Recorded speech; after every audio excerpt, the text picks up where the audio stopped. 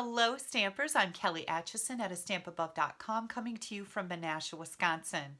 I am an independent Stampin' Up! Demonstrator in the United States. Today I'm going to give you a little review on our brand new paper cutter.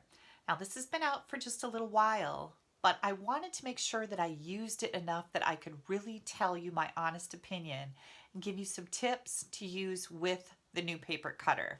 So let's flip this camera around and we'll get started. Welcome to my Wait What? Wednesday tip video. I like to share tips for stampers that help make your experience a little bit better. So this is the new Stampin' Up! Trimmer, and I'm going to bring in our old trimmer. If you remember, we had to discontinue this one because we couldn't get any blades for it. The manufacturer of our blades was not producing them fast enough, and it created quite a problem with back orders. We're done with that. We've had it with that. So Stampin' Up! Brought on this new paper trimmer. And just to get it all in the screen here, this is a wonderful paper trimmer. I have been super happy with it. And I thought I'd just test it out for you and show you some of the great features. So first of all, it cuts various types of paper and it cuts them crisp. You don't have any tearing, which is a problem with paper cutters. One of the first things I want to show you is you can take your paper cutter and you can open it up right here. When you do open it up right here, I suggest that you push it up just a little bit and it's going to open right up. There's a little ball. Let's see if I can get there's a little ball right here that helps this click into place. I hope that my camera is not being funny and it's focusing properly. But if you pull that a little bit, you can hear it. It clicks into place. You can hear that little click, okay? So you can either open your paper cutter up here and you're gonna push it up just a tiny bit and open it, or you can open it right here with this little piece that's turned up just a little bit. And again, if you push it up just a little bit, it'll open up nicely for you. So this is a nice little mechanism so that if you pick up your paper cutter or you travel with it, it's not going to be flopping all around and possibly break off the arm, right? So I wanted to do a few test runs with you. This is a piece of regular designer series paper, and I'm just going to give this a little cut. You get two different blades with your paper cutter, and as you can see here, I always keep my scoring blade at the top and my cutting blade at the bottom, and then I just kind of know, and I make minimal mistakes that way. Whichever way you prefer, you do it the way that works for you. But I've written on here with a Sharpie pen, I wrote score and I wrote cut. And this will be helpful when I take this to my classes for my customers to use so that they know which is the cutting blade and which is the scoring blade. So for right now, I'm just going to move that scoring blade out of the way. And that's another great feature is if you're using 12 by 12 paper, these blades can get completely out of your way to do whatever you need to do in here. If you're going to be scoring, you can score all the way down. If you're going to be cutting, you can cut all the way up and not have to remove blades. So that's really important. Now, I'm going to slice this and we're going to take a look at it and see what that cutting line, let me grab a piece of black here. That cut super crisp. There's no tearing there. There's no frayed edges. That was our designer series paper. Now let's try it on a piece of basic black cardstock. And again, I'm just going to cut. And we're going to pull this out and see how that looks. And both of those look cut really crisp and nicely. How about some of our glimmer paper? This is our dazzling glimmer paper.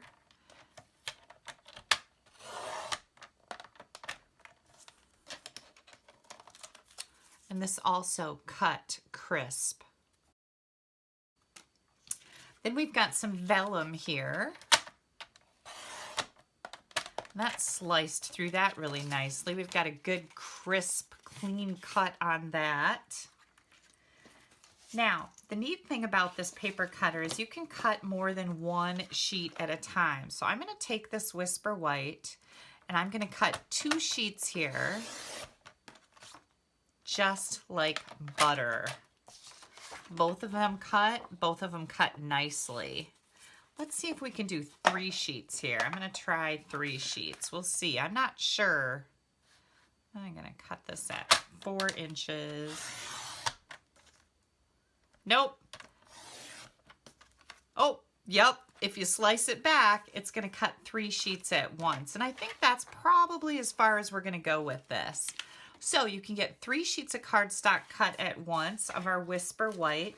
I would probably tone that down a little bit. Let's try some basic black and see what happens. I'm just going to cut this so we've got 2 pieces here. See if we can cut through 2 pieces. Oh, it doesn't want to let go. I'm going to have to come back with that. Yep. Okay, so this is thicker cardstock than Whisper White. So I would stick with 2 pieces of colored cardstock. You could do 3 pieces of Whisper White. So that's good news, right?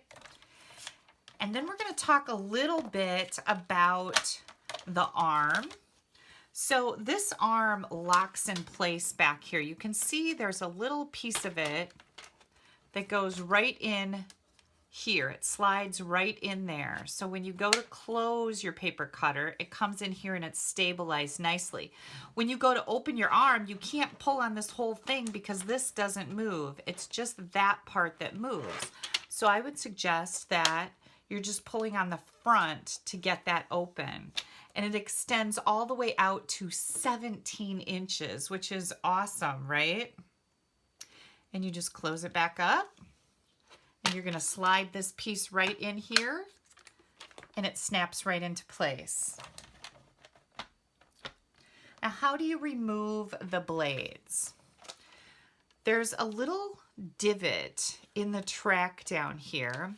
I'm going to show you. These blades have 2 little arms. Let's see if I can get enough light in there for you to see that. It's got 2 little arms coming up on either side of the blade. And you want to be careful because that blade is very sharp. You're going to pull this down into this little divot. You have to pull up one of those little arms and then the other one will come out. And when you go to replace the blades, you do the same thing. You're going to push one little arm down and then the other little arm down, and it's going to go right in there, and that's what holds it in the track. Works the same way for the scoring blade. One little arm comes out and then the other little arm comes out. Now, I've been using this since, oh gosh, I want to say the beginning of October, maybe even into September. I have not needed to change my blade. These blades are super sharp. I'm very, very impressed with them. Next, how do you clean your paper cutter? So, if you remember correctly, we used to have a little insert in here. Maybe some of you don't even know about this, but you could turn it over and use the other side. We don't have that anymore, and that's good because less moving parts means less problems, right? That's the way I look at it. But you're going to need to clean this track from time to time based on how much paper you cut. And you could get those little alcohol wipes that you tear open, like the doctors use to, wipe something off before they're going to give you a shot. I don't happen to have any of those. So I just pulled out a cotton square. I have these in my office. I bought them for something and I can't remember what, but they're in my office. So maybe someday I'll remember what that was all about. I'm just going to put a little bit of rubbing alcohol on here. And then I'm going to take my Take Your Pick tool and I'm going to find the groove with that little pad, and I'm just going to wipe it back and forth. That's going to clean out any paper dust or dirt that you have in your track. That'll just help keep your paper cutter working at its best performance. The other thing that I really like about the paper cutter is that not only does it measure this way, but it measures that way, and it goes all the way up to 1.5 inches. So if you're cutting small items, sometimes it's hard to do 1/2 inch that way. I like to do it this way where my paper is all up against that backboard, and you can cut that 1/2 inch measuring this way. It just seems to give me a better, any paper cutter will give you a better cut when you do small little tiny pieces going that way. And I love that there's 1.5 inches out here to measure with. The other thing that your paper cutter is going to come with is it's going to have a film over the white parts, and that's just to protect it during shipping. So you can take this film off. It's going to pop right off of here. You can leave it on until it starts peeling a little bit, but this is just a protective covering so that your paper cutter doesn't get marred during shipping. It's also going to be on here.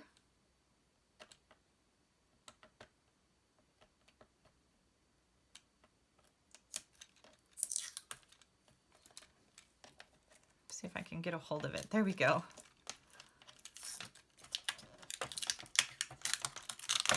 Now it's coming off good. And there's going to be one on this side over here. There it comes. Open this up and peel this right off. And again, you can leave this on until it starts peeling and causing any issues for you. But you don't need it because this grid is not going to like rub off or anything. The other thing this paper cutter has is rubber feet. It's got a bunch of little rubber feet. It's even got rubber feet down here on the arm that extends out so that when you're using your paper cutter, it's not sliding all over. Did I just jiggle you? It's not sliding all over the place. It's staying firmly on your tabletop. So that's another really good feature. It measures in inches and centimeters, so that's cool. And if you wanted to, if you don't need the centimeters, you could actually cover these up with a piece of washi tape if you wanted to. I don't know why I would need centimeters, but I don't know, maybe someday I do. And last but not least, I wanted to share this little tidbit with you. This little hole right here is great if you have a wall next to you and you want to hang your paper cutter up. You could put some type of a nail or a skinny screw and hang it right on the wall with this little hole so that it's always at your fingertips, but it's not falling off of your table or getting knocked around. So that's another great little tidbit to go with the Stampin' Up! Paper trimmer. The best part about this paper trimmer is it's only $25, and you can order this in my online store. The item code is 152392. I think you're really going to like it. I think this one is going to last a long time, and I'm thrilled that Stampin' Up! Has replaced the other trimmer that we were having trouble with getting blades with this one, and they've been assured that there will be no problems getting blades. Now, with that being said, we just had a big pre-order with demonstrators across the world, and while Stampin' Up! Decided to release this paper trimmer now to the general public, we are not going to be able to get replacement blades until January, and that's when their huge shipment is coming in, and they are guaranteeing there won't be any problems with those not being available in any amount that you need. So you get a 4-pack of blades for $12 with this, which is also a really good deal. And they look just like this. You're never going to need another scoring blade. That doesn't wear out, but eventually the cutting blade will need to be replaced, as with all paper trimmers like this. So I just want to make sure you know that you can order this paper trimmer right now. I can't see any reason why you would need any new blades until down the road a little further. And we're only about a month and a half out from when all the blades will be available. So get yourself a new paper trimmer. If you've been hanging on, I highly recommend this one. I've been very happy with it. It's working like clockwork. And there you have all the details about it. You can hop right on over to my blog. There's an online ordering button in the right-hand side if you'd like to get yourself a new paper cutter. Please use this host code if your order is under $150. If it's over $150, don't use the code. You're going to get some rewards from Stampin' Up!, and I definitely want you to have those. I am going to be heading off to Lansing, Michigan this weekend for the Stampin' Up! Event. We have an on-stage event, and they're always so much fun. They're actually going on all over the world this weekend. So watch my Facebook page. I'm going to be sharing lots of pictures there as long as I can stay out of Facebook jail. You know how I've been doing with that. So watch my Facebook page. I'm going to be sharing lots of pictures there. It's just the easiest way and the quickest way to share stuff. Can't wait to show you what's coming out. Wishing you a fabulous Wednesday. Thank you so much for taking a little bit of time out of your day to spend it with me. Bye-bye.